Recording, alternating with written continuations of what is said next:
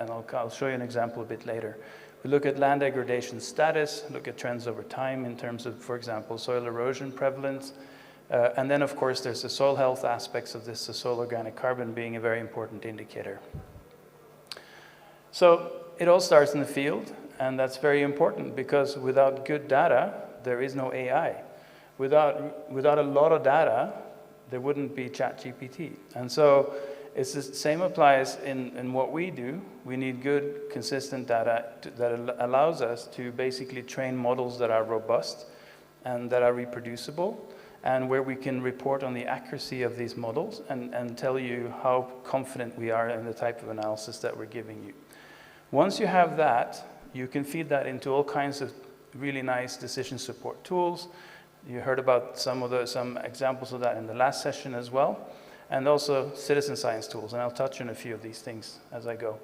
So what you see here is a map with the dots here representing one LDSF site each. So each of these sites is 10 by 10 kilometers or 100 square kilometer, which is a standard LDSF site. So we have sites in over 40 countries in the tropics, and this network is growing by the day and basically allows us to do all this interesting analysis and so on. So I just wanted to give you, since I'm a bit of a geek when it comes to Earth observation, I just wanted to give you a flavor of what it is in a sense, right? So this is a satellite image, and you all look at Google Maps all the time, so you're all familiar with satellite images. But what you see here is Mount Kenya in the lower part here, the forest here. This is Lewa Conservancy, Isiolo is up here. And then we have Laikipia going over here, right? So you're looking at a natural, what we call a natural composite, so more or less natural colors. But the nice thing about Earth observation data is that we have many different bands in these satellite sensors, and the same for the ones that the Kenyan Space Agency is sending up, right? And we can utilize the information, the spectral information from these sensors. So here we have the same image, but just a different combination of bands from Sentinel-2. We can also mix in radar data into this whole thing. So here is Sentinel-1 and Sentinel-2 together. So we don't have just spectral information in terms of the optical aspects of the data, but also can look at structure, the structure of vegetation, the structure of the landscape. So those are important things. And then we can feed all of this into predictive models, such as, in this case, a soil organic carbon model, developed at ECRAF, and basically here we see in yellow low carbon areas and in brown, as in the forest here, for example, in Garandare forest here, some of the grasslands on Lewa with higher carbon. And we can do this at spatial resolution of 20 to 30 meters using completely free imagery. So no need to buy very expensive satellite data, and this can be used also to inform farmers around management, around fertilizer recommendations, or maybe around, if you want to use it, we use it quite a lot in terms of informing farmers around key constraints on their farms. So if they apply fertilizers, what's the potential of that in terms of the response of the crops to that fertilizer?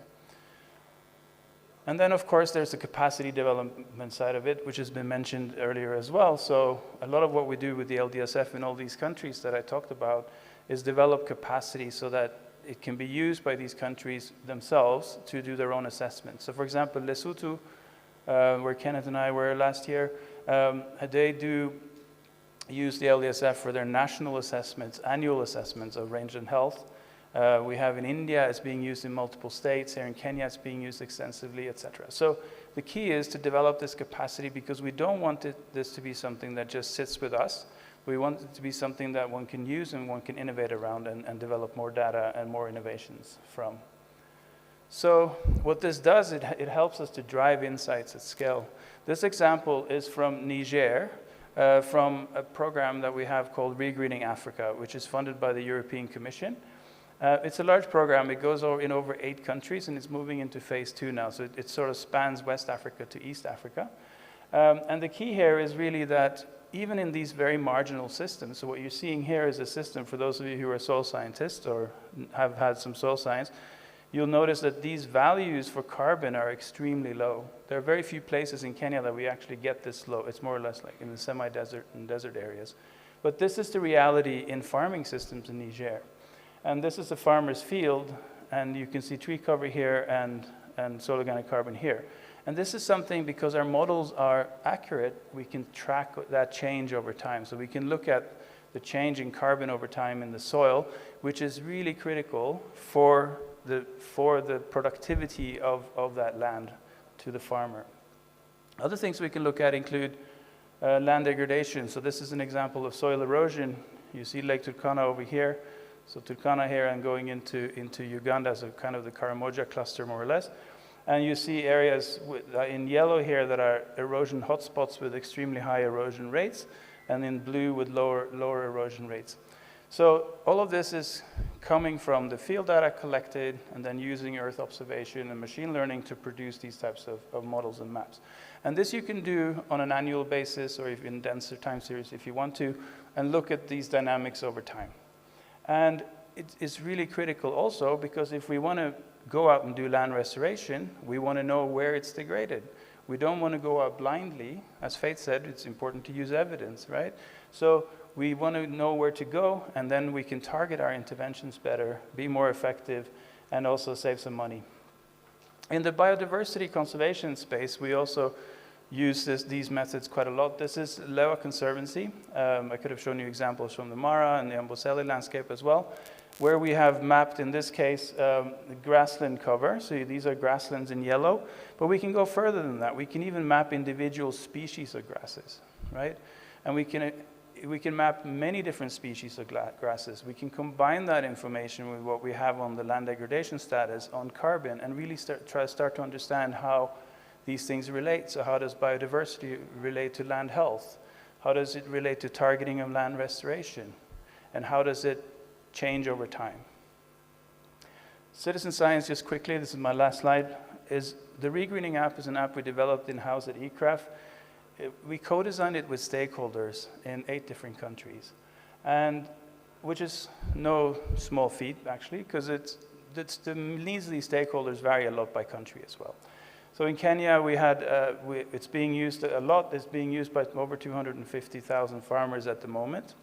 And what they do with this app is that they track where they do restoration. So if they're planting trees in their fields, for example, or if they're doing farmer-managed natural regeneration, so not planting trees, but managing trees. And now we also have underway a rangeland module, which will be ready in the next 2 months, where you can also track restoration in rangelands. If you have a phone and you want to scan the QR code there, that will take you to the Play Store. It's freely available to download. Just go ahead and contact us. And the way this works is that we set up projects where if you have a project, you want to use it, you basically become the PI of that and you manage your own data, you manage access to your own data.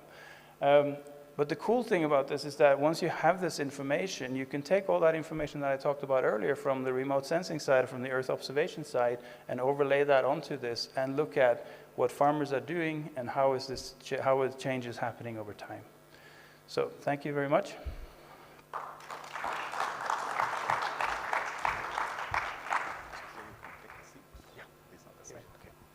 So please, I'd like to welcome the panelists to join Dr. To on the platform.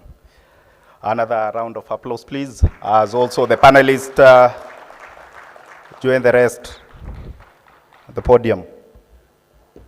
So all about biodiversity, earth observation, health-related issues, degradation, planting of trees. Please, you can take any order. It's okay. Thank you so much. And I think from the 2 keynote speakers, I'd like to, please, you can introduce yourself. That's Dr. Ruho, exactly the institution that you work for.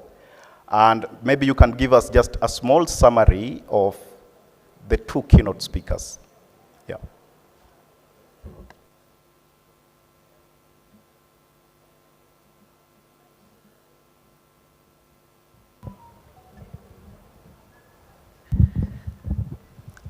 Good evening.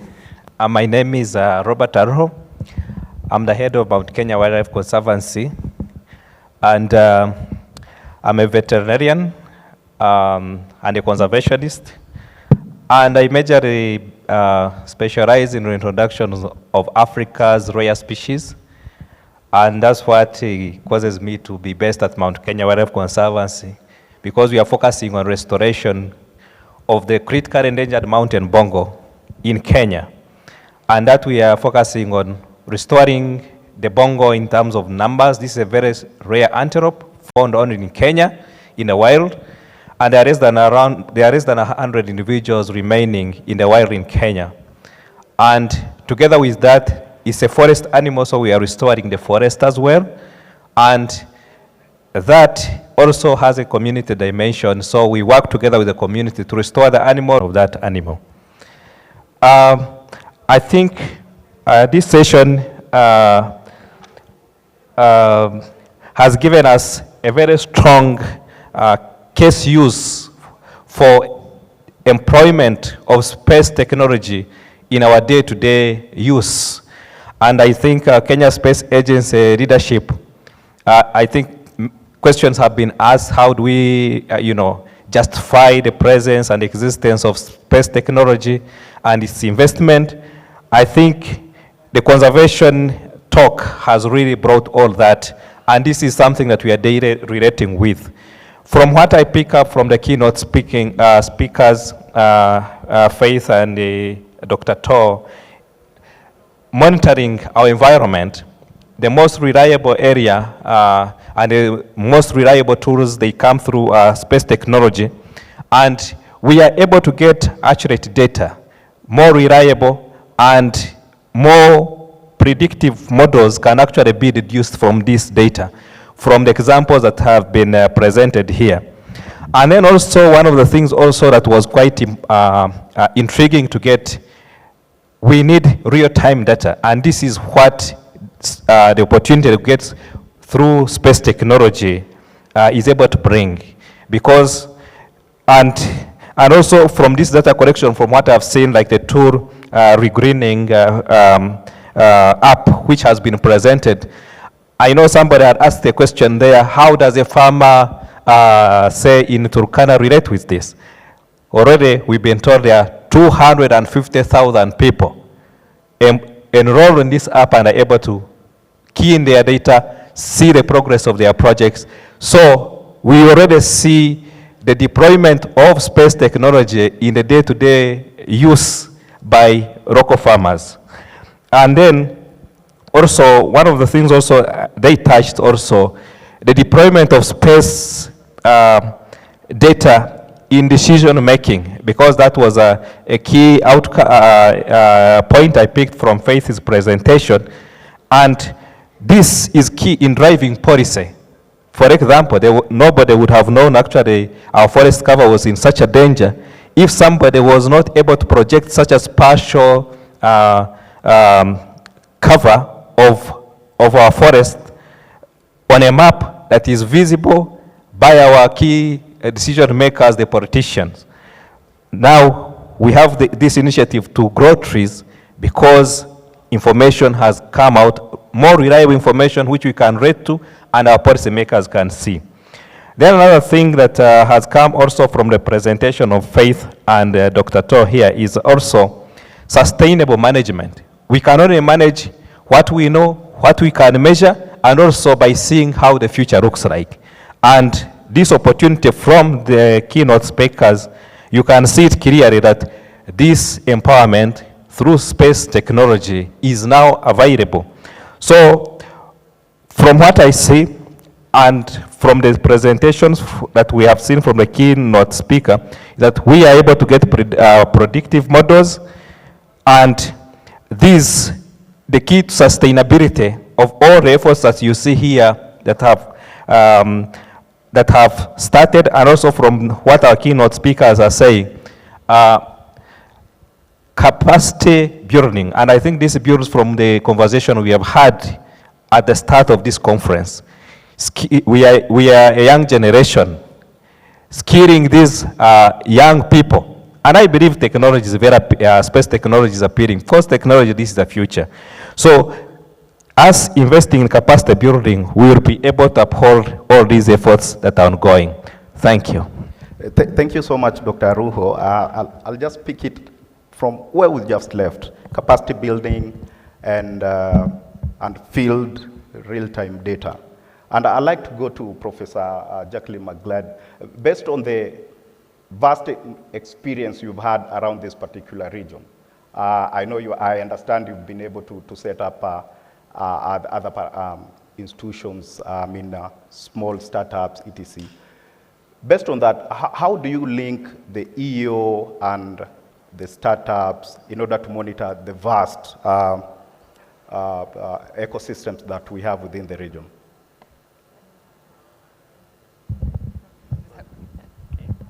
Thank you very much, and great pleasure to be here. So it's very easy if you work in big institutions. I used to work in the European Commission, ran the European Environment Agency, et cetera, that came to the UN, chief scientists, et cetera, to have really big ideas. It's all linking to international legislation, and just ask people to join the dots. And then reality hits, and you do what I do, which is I got married to a Maasai, and so now I live in a village, and I live in a mud hut in a boma, and it's wonderful. But what you realize, of course, is that all of the discussions at the international level need to connect to that local, on the ground, to talk to communities and genuinely to get that intelligence sort of built up into meeting the Earth observation and all the wonderful things we can do. So about 7 years ago, we started creating platforms, not dissimilar to things that were discussed in the farming context, but around indigenous trees, around indigenous species and forests. And what we developed then were entirely pictorial curation of data on phones, designed by all the communities, for example, in the Mao forest and so on. So nothing written, all visual and all essentially through diagrams. I can tell you the quality of the information that we collected when we started mapping the forest was phenomenal. We brought people from leading institutions from around the world, and they literally were saying, there are species identified here that we've never seen, that we've never been able to document, and so forth. So connecting the dots becomes really my passion, between literally being able to say, here is indigenous knowledge that can work, to, well, what are we going to make it work to do? There's no point in just collecting lots of data if you can't make it do something. So you then step up and you create indigenous tree nurseries, and then you do all these various kind of projects and so on. But what you quickly understand, or what I quickly understood was, with the carbon markets and nature-based solutions coming at us, that we had sort of created a citizen science army of people who were actually fit for purpose to collect extremely accurate information that is literally going to be the lifeblood of making Earth observation work as we go into the future. So where are we today? Well, we have, and I created a startup called Downforce to deliver highly accurate soil organic carbon so that you can match where you are today with degraded landscapes with what to do, which trees to plant where, get the right tree planted in the right place, do the right intervention, the right activity, and so on, in the face of climate change. And I think this is where I like to call it remote sensing plus, because we do need to have in situ data. We really do need to have expert observations, collection of data that can somehow fit into this localized, but be connected to the global. And it is extraordinary when you go back out. We've just finished a big round of community programs where we put detailed soil maps in front of people and said, actually, this is your land, and this is where your soil is. It's not on your farm, it's down at the bottom of the valley, because it all went there with the rain, and then it shows up, of course, in the soil carbon mapping. Just that visualization of what's happening to their land in the face of a driver like climate change or poor farm management or agricultural management, for me brings the most immense response. And what do we do now? How can we fix it? So my last kind of piece of all of this is, it's very good to have anecdotal narratives, but in the end, you need to have data that's fit for purpose. And there is a behemoth sitting in front of us, and it's called the carbon markets. And what I sense now is the next stage is to take out of the hands of what I would call developers who don't necessarily have the best interests for the community at heart, and equip communities to be able to develop their own nature-based solutions and carbon projects to benefit from that long-term investment, but to make sure that they don't just simply think carbon is the only revenue. Actually, they're planting trees for flood detection, flood defense, for soil health, for production, for timber, for all sorts of other things. And that integrated view, where we put ecosystems first, biodiversity within that, that's where I think Earth observation fits in. It's sort of a EO plus, and what the plus is citizen science, it's community knowledge, it's indigenous knowledge, it's research, but it's really how we can make the most of it.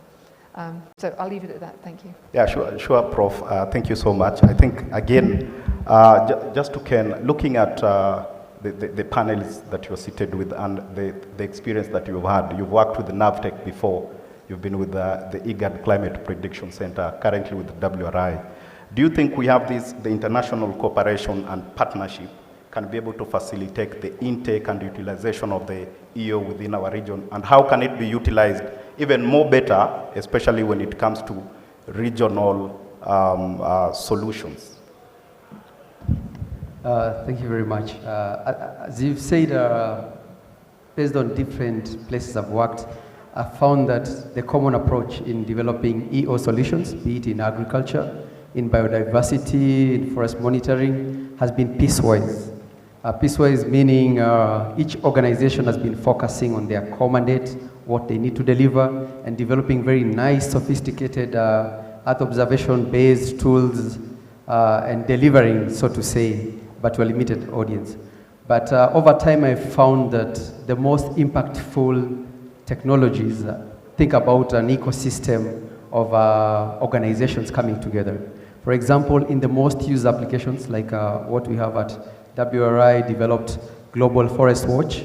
WRI takes a lot of credit because they are the system drivers, but in real sense, if you look at the real other builders to the technology, there's NASA there's University of Maryland, UMD, Hansen program that looked at the forest, looked at the emission levels, computing. There are other technology providers. There are other organizations that are also in de-risking, for example, providing alternatives for timber, and they're interested in such data. So when organizations come up together and develop like an ecosystem of a solution in a platform, it gains more usage. It's in the long term, it's sustainable. You find you might do tropical forest monitoring service isolated, dryland forest monitoring isolated, but the minute you come together, several organizations, because you find more or less the input data is more or less the same in many cases. You have sentinels, you have radar data, optical data, other data sets, climate data sets, and you come together and decide as organization A, I need this platform to serve this service. Organization B, I need this platform to help in carbon reporting, computation, for example, and you come up with one platform.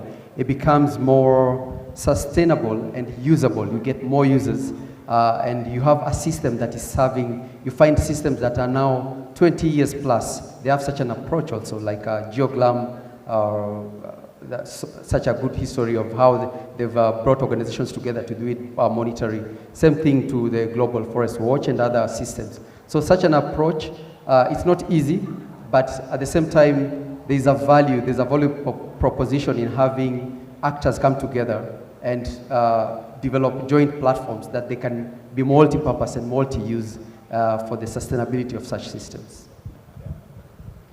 Thank you, Ken. And all of these aspects are all tied at the hip by capacity development. And to Dr. Boyd, we are looking at skill sets. So there are some skills from, if you ask the panelists, there are some skill sets that are still missing, especially for the guys who are directly coming from the universities. So what can we be able to do in order to narrow this gap so that it's quite commensurate to what the people in the field are actually looking for? Thank you, David, for the question. And of course, I also want to thank the panelists who are here, together with the presenters who have presented so much on these issues of the use of Earth observation for biodiversity and conservation.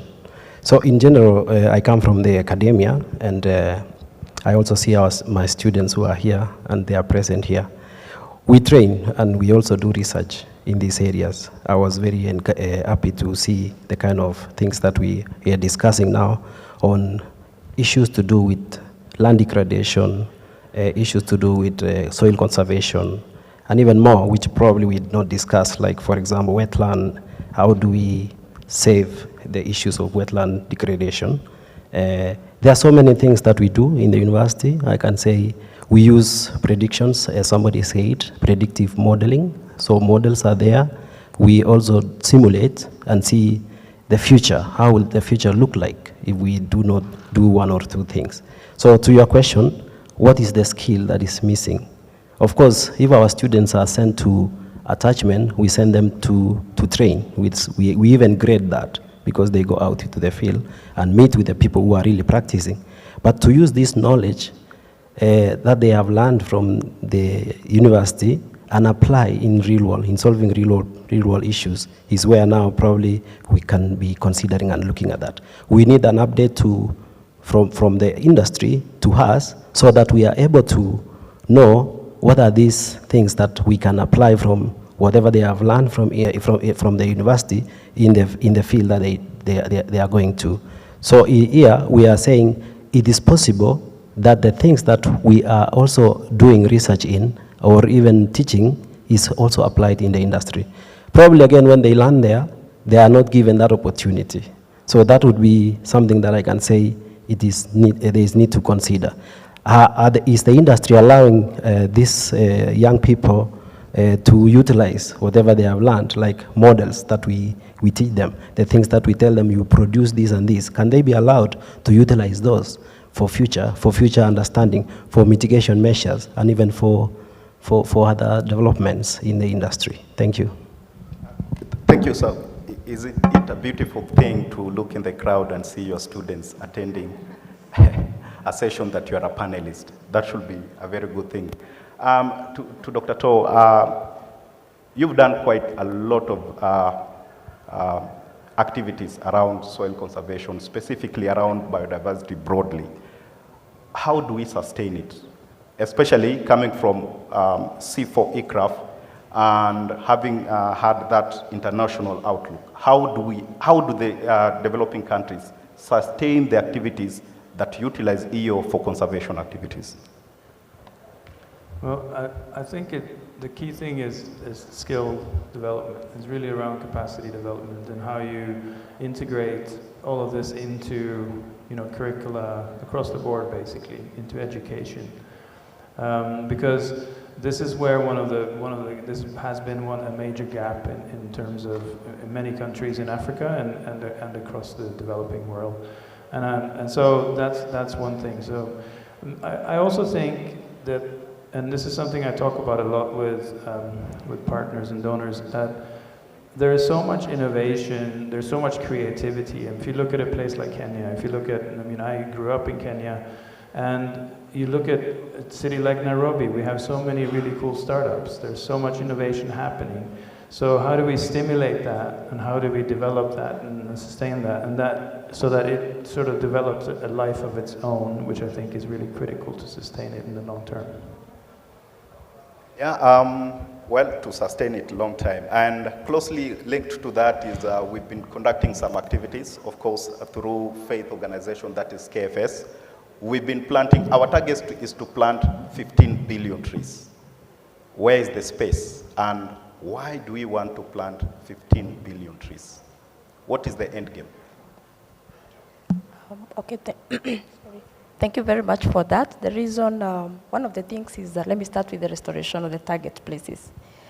In 2016, the government, in support from WRI, did a comprehensive mapping of how forest has been changing over time and where we have been losing the forests. Now, out of that map, also we looked at other ecosystems like the national parks, and of course there were a variety of things like wetlands, and all of them put together, we looked at the areas that had potential for restoration to regain back where we were. Now, this is not only basically about planting trees, but also it's restoring the ecosystem. For example, if we need to restore the ecosystem that is in the Mara or Savo, there are lions there. We don't plant trees for the lions. We want to restore back the grasslands. So the restoration potential that we are looking at as a country is to restore the ecosystem as it was. If it is a good ecosystem for the woodlands or the rangelands, then that's exactly what we want to restore. Now, we go back to the trees. When we plant and grow the trees, and we are looking at 15 billion. Now, initially we mapped our forest, and it was actually at 6%, and we needed to have a target of 10% as a requirement, maybe by the international organizations. It's required at least to have a minimum of 10%. But there's also the tree cover, because the tree cover is not the forest cover. Those are two different things as the Kenya Forest Service, because of the definition that we have put as a country. And therefore, we say that maybe the fastest thing that we would achieve is the tree cover. Also, the Constitution speaks of the same, of the 10% tree cover by the year 2030.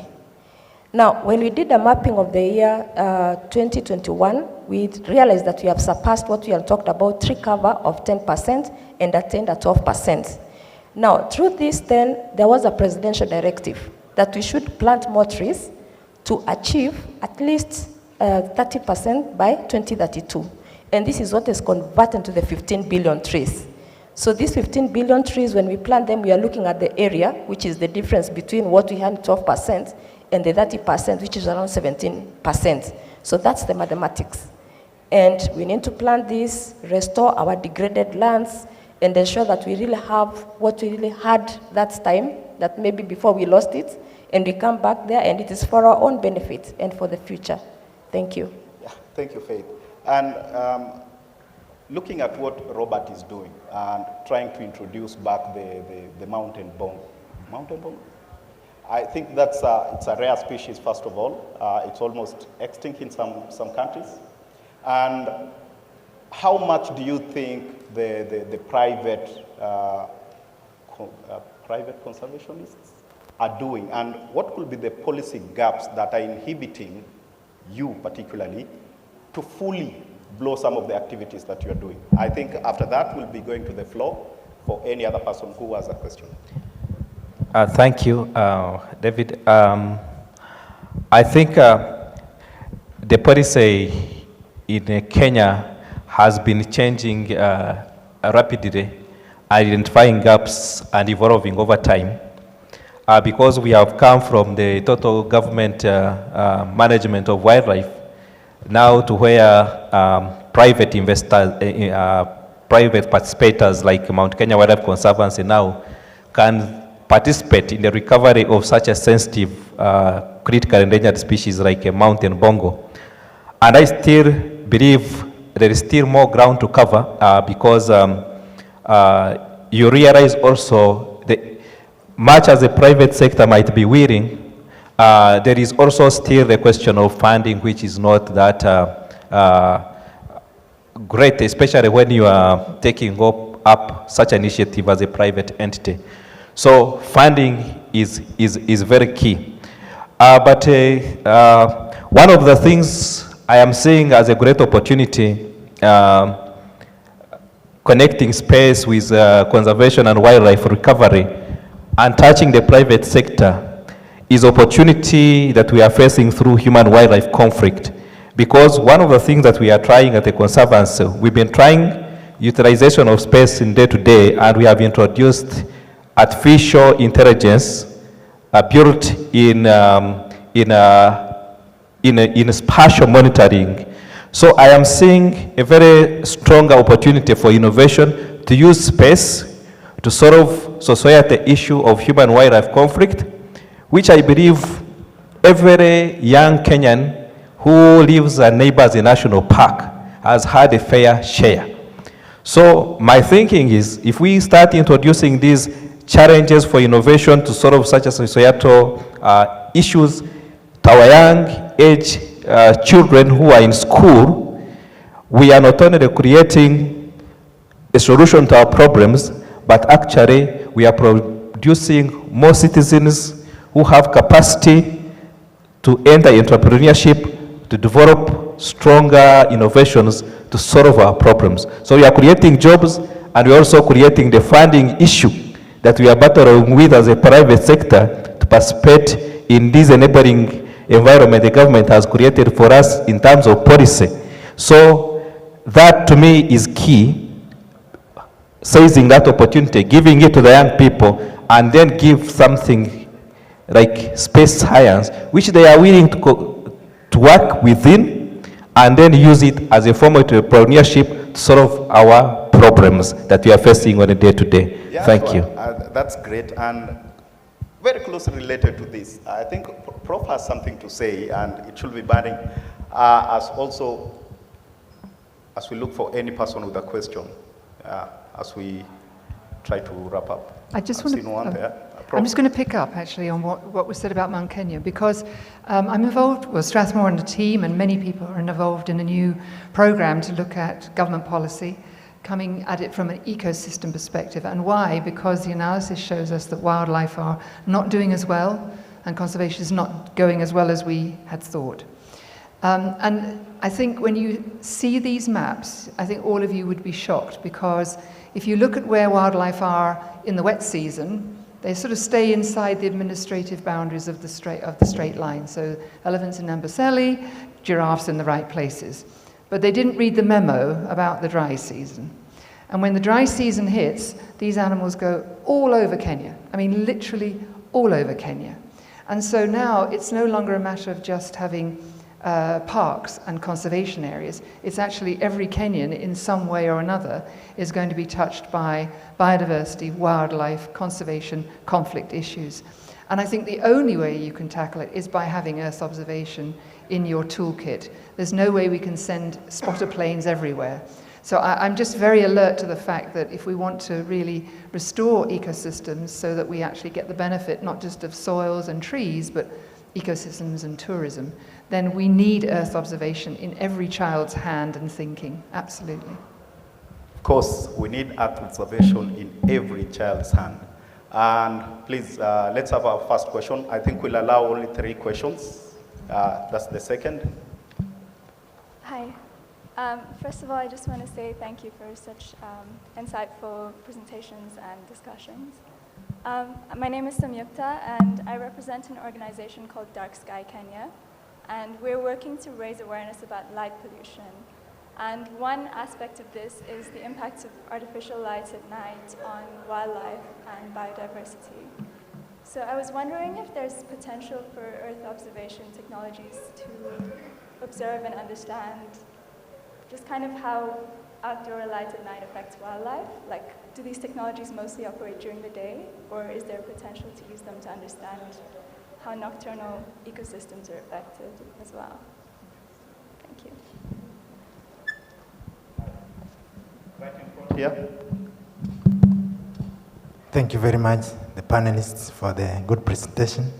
My name is Charles Ondu. I work with the State Department for Blue Economy and Fisheries. One of our mandate is to ensure sustainable exploitation of the natural resources, especially in the ocean. And I want to specifically talk about the exploitation of the fish and fishery resources, which is one of the biodiversity that we have in Kenya and very key for the economy of this country. Now, I want to echo what I think is Dr. Ken, the second panelist from this side, has said. Each agency is trying to do its own work. I can point an example of where we are trying to monitor the fishing vessels in the Indian Ocean. And the platform that is being used is based in the Great Britain by the Nature Conservancy. Now, it makes it to be very expensive, while we have our own control room here, the Kenya Space Agency in Kenya. Now, who is going to do this? Because at the end of this conference, everybody will go or walk his own way or her way. But who is going to ensure that our concerns are put in place? I'm pleased that we have the board of the Kenya Space Agency here. We need to have these agencies, especially those ones who are charged with the monitoring and regulating these biodiversity aspects, have some aspects of monitoring somehow attached to the KSA, so that this information, when it's required, can easily be gotten. It should be somehow sort of a rule, like for these state departments. I've seen what the KFS is doing. I think we need also to have something from the State Department of Fisheries, especially in monitoring the fisheries and fishery resources being exploitation at the coast? Thank you so much. Thank you, sir. I think the second one is it's a comment, but I'd like any panelist to take the question from. I think I'll try to answer the question raised by my sister there on livelihoods. And when you look at, for example, at human-wildlife conflict, it has two main dimensions, particularly where there are losses. There is that farmer who has immediately lost his cow, maybe it has been eaten by the lion. To him, that is a direct loss of livelihood, okay? Now, there is that lion which actually is moving, is also looking for a source of livelihood, okay? We need to agree on that matter. Now, the farmer who has lost his cow, the best issue would be directed compensate him because he has lost the source of livelihood. But unfortunately, any issue that involves policy will always take longer. So what could be the immediate remedies that actually we can derive from space innovations? For example, if the Wildlife Authority was notified that actually your lion actually is going out of the range, he could actually deploy area, prevent that lion from crossing over. If that farmer was alerted that actually our lion has gone out, they could keep their cattle or their livestock in-house and prevent further losses. So to me, I think the livelihood issue is that with such a technology, we can actually prevent. Then, secondly, she was asking about also nocturnal ecosystems. I think where technology has reached, we have infrared cameras which can detect and send us data wherever we'll be. So to me, the solutions are already available. What we need is just to scale them down to solve issues at the grassroots level to the people who are affected on a day-to-day by these issues. Thank you.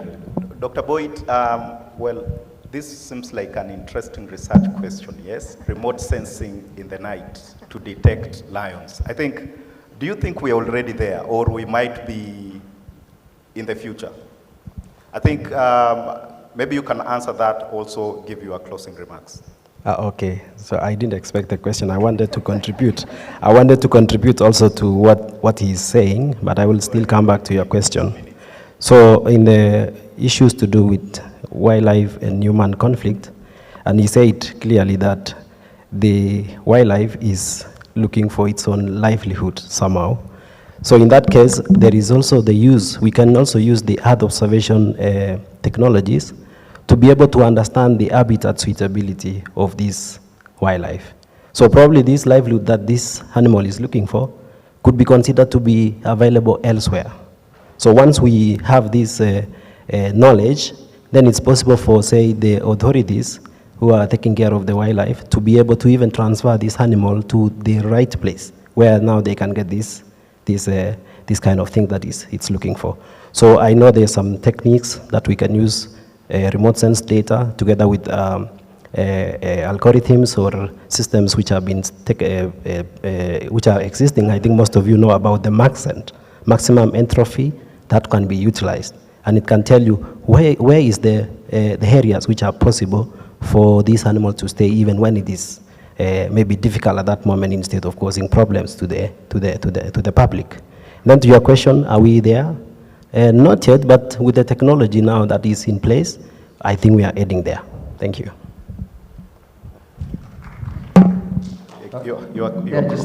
Maybe I might not have another closing remarks. I just want to use the blue economy, our colleague from blue economy. First of all, KSA, what KSA has done in the last 2 years is exactly what is needed, bringing actors together. So as a convener, it's acting, KSA is being a convener, it's being a facilitator, a connector. Now I know how I can plug into the Mountain Bogo experience. And that goes also to the blue economy. And marine vessels monitoring, which is also a service that can be, it's not difficult. You can even do it with open source data and enhance that with high resolution data. And I'm sure Kenya Navy will have the actual data from the shipping vessels and can classify, can give you what is to your benefit, like the fishing vessels. And then you can coordinate which ones are licensed, not licensed. You can do all that categorizing in a jointly way. So it's the approach that is needed, definitely. Because you don't want to put transponders, tracking stations, radar systems. You might not have all that, but the Navy has, or the Marine, the unit in the Marine, I forget the agency, Kenya Maritime Authority, so you can get such data. And then integrate with EO, like generate products like the potential fishing zones, even predicting where fishing is likely to be suitable in certain months, integrating with sea surface temperatures, algal blooms data, all that is readily available. So it's just about coming together and thinking about, then bringing actors together to comb through that. You'll be surprised, so many people here have piecewise solutions, but when you come together, you're able now to get what you need to come together, collaborate, and design customized platforms, as I was saying earlier. Thank you. Faith, your closing remarks? Or you have something else to say? No. Let me close. In a minute. Yes, thank you very much. Again, from the forestry sector, what I would want to advise all of us is to plant and grow and grow and grow the trees. Now, and specifically, I said again, because we are aging, let's plant fruit trees for our health, and also, it also helps us to sequester carbon. Now, how do we plant them? Because sometimes you're asking how, and how many do I plant? I can give you a simple strategy. Is plant trees equivalent to your birthday, what you're turning. For example, in the next birthday, I will be turning X years old, so I will plant 72 trees, which are for me and my son whom we share a birthday month. So X, so you look for Y. And also, this will help us also reduce the greenhouse gases that we have for our better and a happy tomorrow for all of us and our children. Thank you very much. Thank you very much, Faith. The X is not 10, ladies and gentlemen. For the other generation, it's your birthday. If you are 60, you plant 60. Dr. Aruho, please. Thank you very much. Let me close by, first of all, thanking the Kenya Space Agency for organizing such an important great expo and conference. Honestly, for me, when they tell me you are just a few years in existence, it's unbelievable because this is such an engaging platform. And not be just be taken by your age. We are actually following it because you already live in the future which you all desire to go to. So I believe that you're already living past the edges. I think for me, when I see where we are going, and one of the key things that I've really liked in this conference was to see university students and young people given a chance to attend this conference. To me, the future, and when you see, they call them Generation Z, when you see how enterprising and how innovative this generation is, it is unbelievable. What we need now for us, the millennials and also the other generations past us, is to really focus their energy into developing solutions for the societal problems that we want to solve. Otherwise, I see the potential is there, the numbers are there in critical masses. All we need is just to give them a platform like you've given them today to attend this conference here, and the future is really bright, and the future is for space. Thank you very much. Thank you, sir. So I'd like to build on that. I would personally like to ask the Space Agency to really become that place where data are held. National data, county data, a data cube which is open. My experience is that if you create open access, your return on investment is almost infinite because people will invent, young people will create new kinds of ideas and solutions and so on. If you put it behind a paywall, you might as well go home. So I think exactly what you're doing, but like 100 times more. And I think that people somehow think that if you put your data somewhere, you lose your identity with it. Well, we just put a name. Where did the data come from? That's fantastic for everybody, academics, because then people will use it and cite you.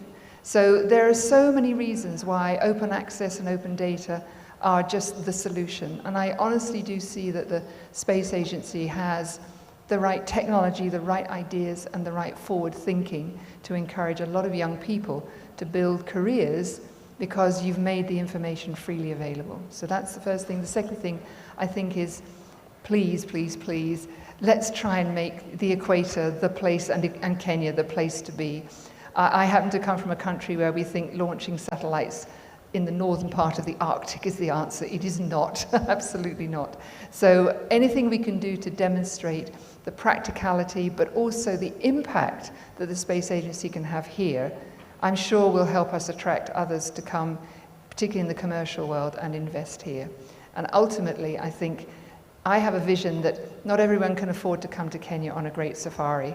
So wouldn't it be wonderful to be able to go on a proper virtual safari with sound, audio, and experience deeply what it's like to be in the bush, in the Masai Mara during the migration, and listening to it, but listening to it live. That would be, for me, a real demonstration of what the Space Agency can do and deliver all of the sort of biological knowledge that would go with that, commentating and so on. So that would be a vision for me, a new kind of ecotourism. Thank you. Thank you, Prof. I mean, it's not only just that. What if you can also actually ride a lion? Won't that be interesting virtually, I mean? Dr. To, please. Yeah, just two things, quite briefly. So I think there's a real need to think carefully about how we move forward in terms of data collection, and what I talked about in terms of being systematic, and also thinking in a systems way, so that we don't have people going in all kinds of directions, collecting data, just their hobby data. So nationally, we need to think about that. I think that's really key if we want to leverage or to sort of really draw out some of the powerful things we can from the platforms that are already coming and in the future as well from the Kenya Space Agency and others.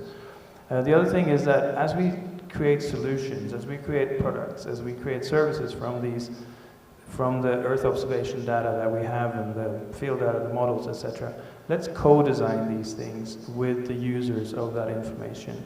Let's not create fancy products just sitting in isolation and then sort of drop them out there and hope that we get 1 million likes. So let's co-design it. Let's make sure we bring users into the whole process so that we ensure that it's being used in the long term. Thanks. Okay, ladies and gentlemen, I think that let's give them a round of applause, please. For all the 5, I mean, you have to continue like that until I say, please continue. Continue, please. 2 more claps. Please, Chair, please. 2 more claps, please. Thank you so much. Yeah, we've just come to an end of this particular session, and it's been an honor to moderate such a high panel. Thank you so much to the panelists.